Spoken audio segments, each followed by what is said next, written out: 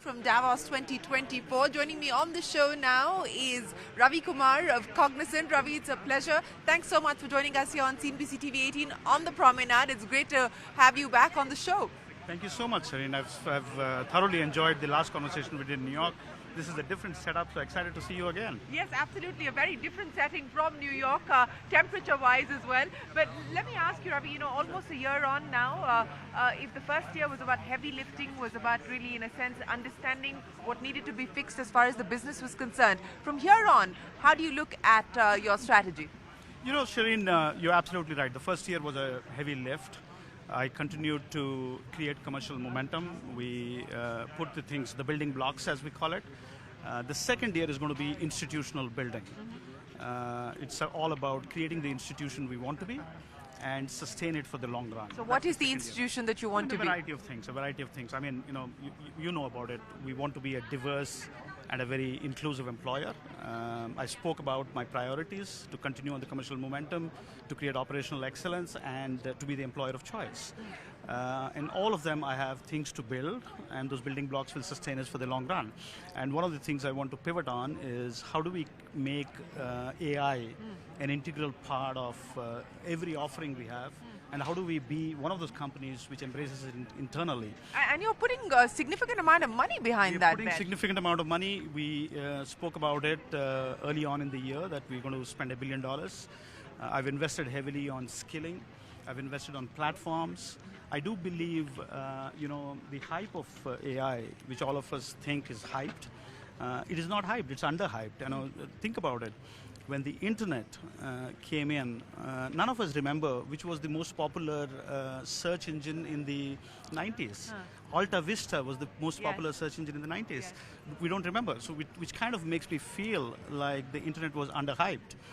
In fact, we didn't have the internet to hype the internet. I do think now AI we have is... the internet to hype Gen AI. I do think AI is real. As an implementation partner for all our clients, I see this as a unique opportunity for us. I mean, it's a leveler of sorts. Look at it.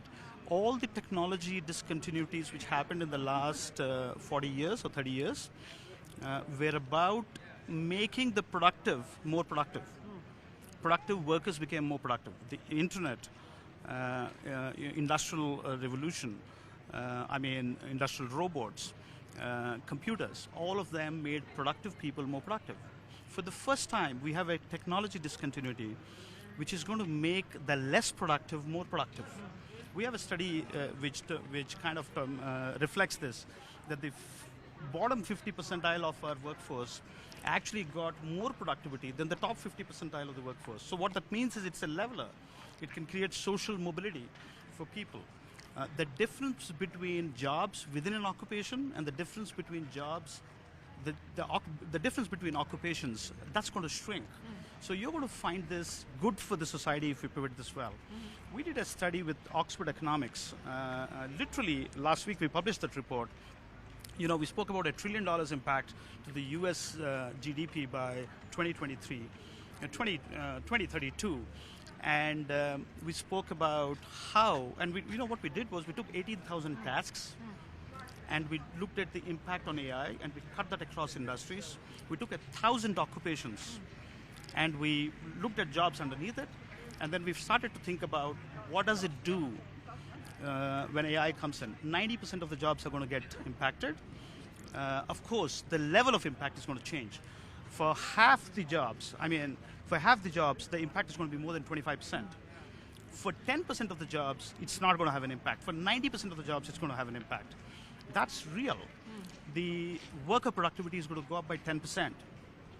The factor productivity, which is kind of input to output, that will go up by 3 to 4%. But the embrace of it is going to go through a hockey stick.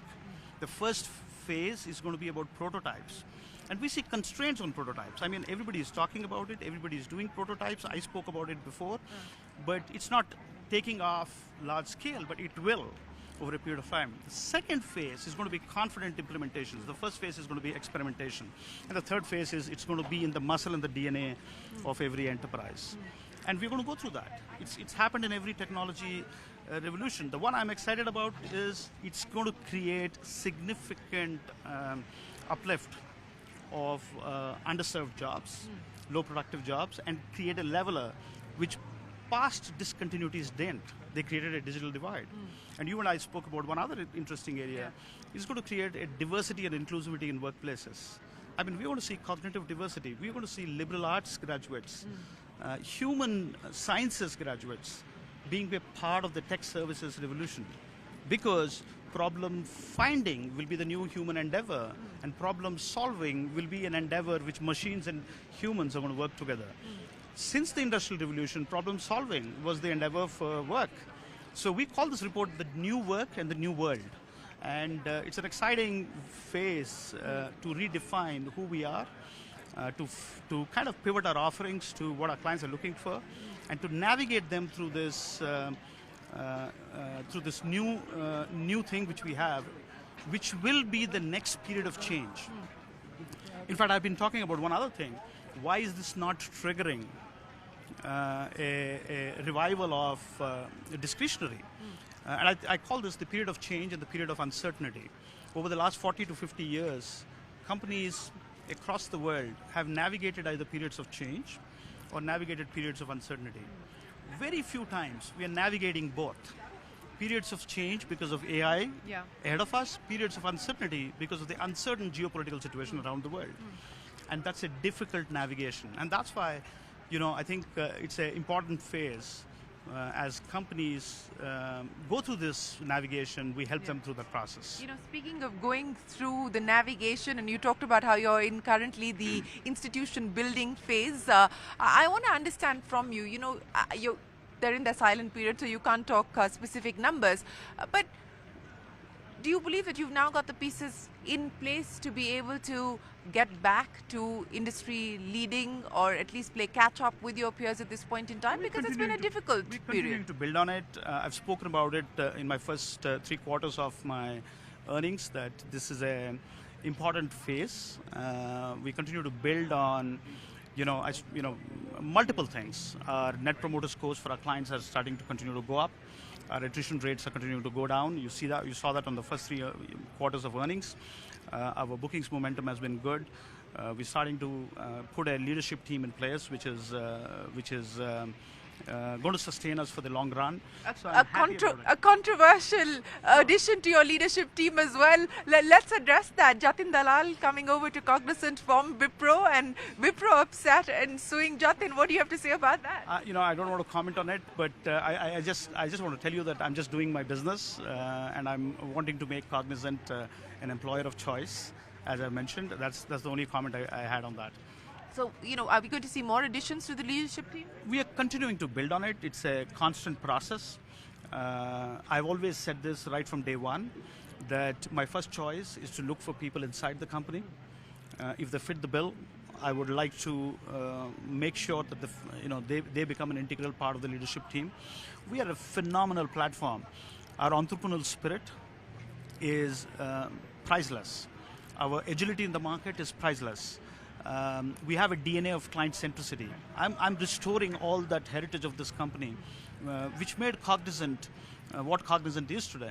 So we will always have gaps on our leadership, and when we have gaps on our leadership, we will look up to the market, and we will look for teams who want to join on this journey.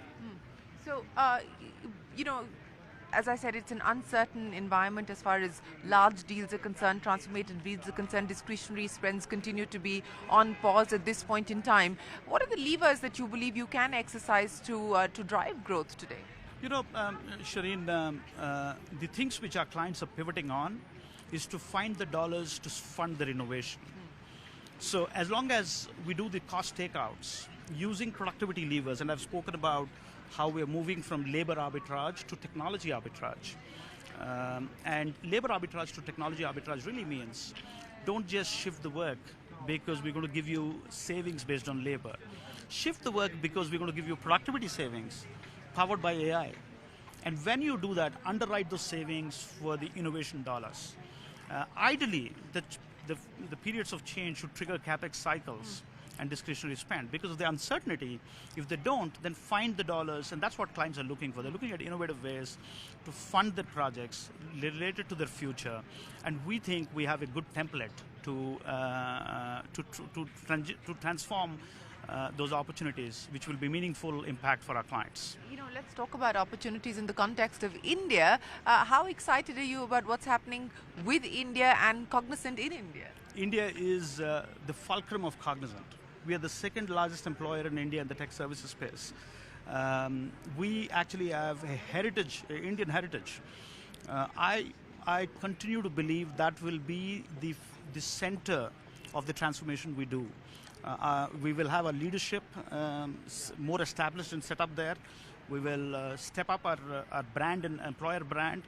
We'll continue to work with the communities. We are a great community player. The one thing which surprised me at Cognizant is the outreach program. The outreach program of Cognizant is not just about the dollars we spend, but it's also about volunteer hours we invest, and we actually account for and encourage our associates to actually go and do something meaningful in the communities related to skilling. And I'm so excited about it.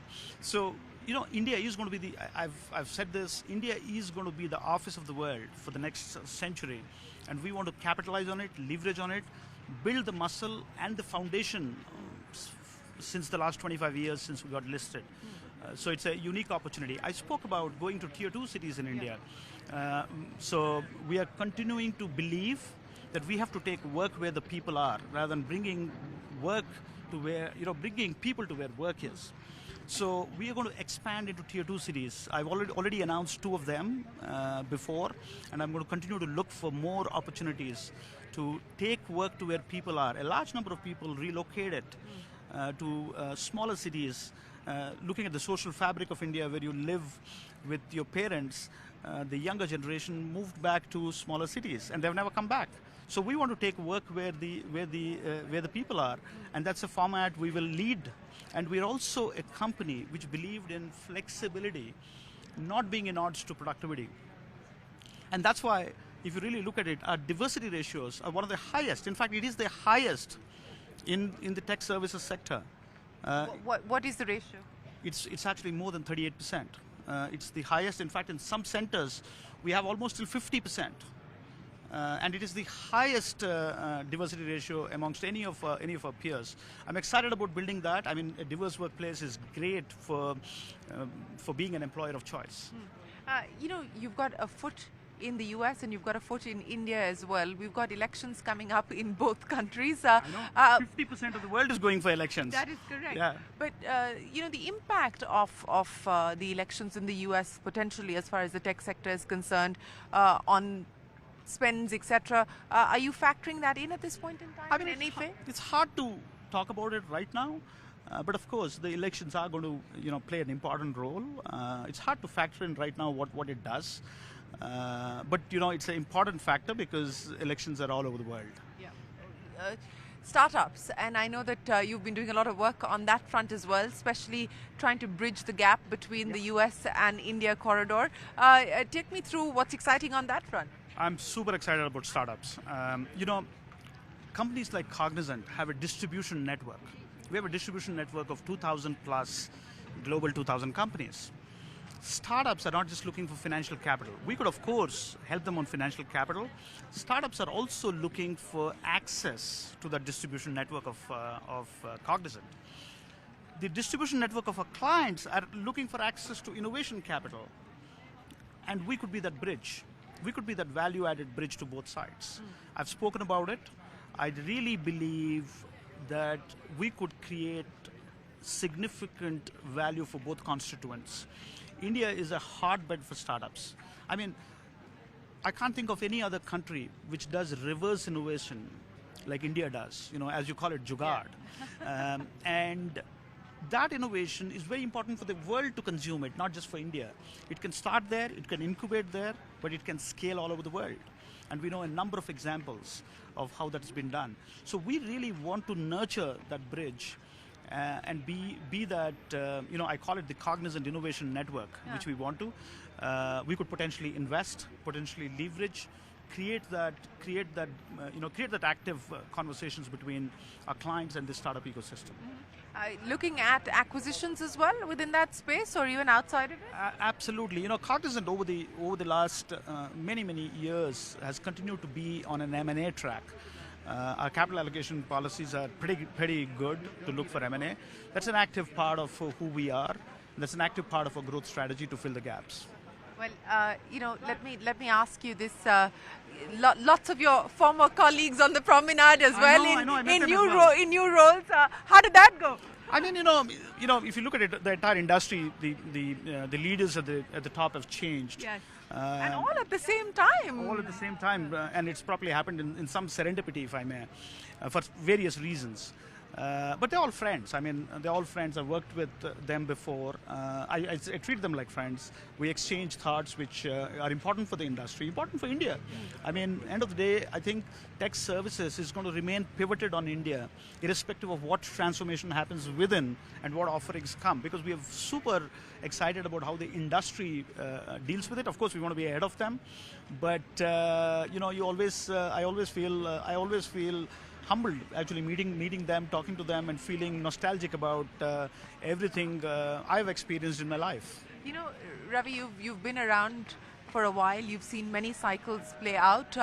As you look at the world today, and as you look at the need for technology and the changes that we're seeing as far as technology is concerned, what kind of a moment does this open up for the Indian IT services industry specifically? Could this be a transformative, a seminal moment, a watershed moment for the Indian industry? Absolutely, Shereen. That's a great question, actually. I would say,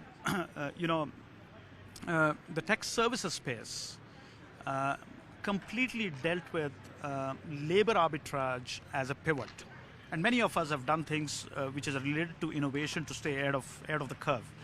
I would actually believe that India can be the powerhouse for transitioning from tech arbitrage, labor arbitrage to tech arbitrage.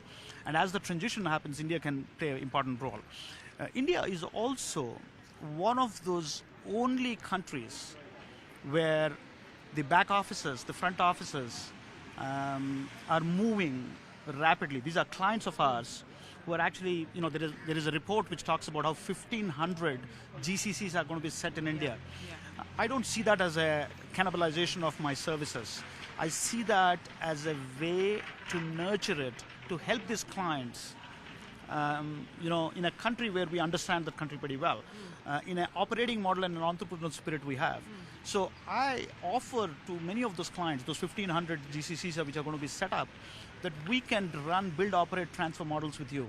We will build it for you, we'll operate it for you, and we will transfer it for you as you build that muscle. Why shouldn't they? I mean, for the last 30 to 40 years, technology was a non-core capability for many enterprises across the industries.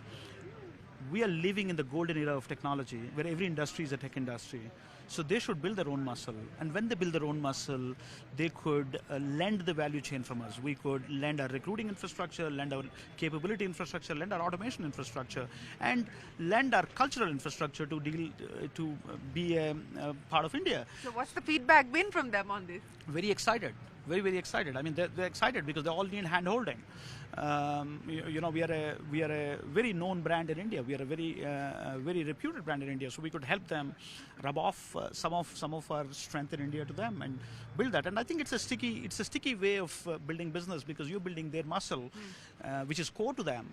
I would rather think it is more sticky than being cannibalizing it. So calendar year 23 wasn't anything much to write home about, because you are in the process of trying to turn things around. Do you believe that 24 is likely to be better, significantly better? I don't want to answer that question because I'm on a silent period. Yes. Silent period. But I do want to say that I'm building the foundational blocks, which will continue to make Cognizant a sustainable long-term partner for our clients and be an employer of choice for our employees. And you feel confident of? Of course, absolutely. I'm enjoying my job, I'm having fun, and it's an amazing platform. I can't think of a better job to express myself. Ravi, we hope you keep expressing yourself on CNBC TV18. Thanks very much for joining us. Appreciate your time. We wish you the very best of luck. Well, that was Ravi Kumar of Cognizant laying out the turnaround plan for the company, but more importantly, the repositioning that is underway at Cognizant. We will take a break. There's a lot more conversation coming up here on CNBC TV18. But for now, from all of us, goodbye and thanks for watching.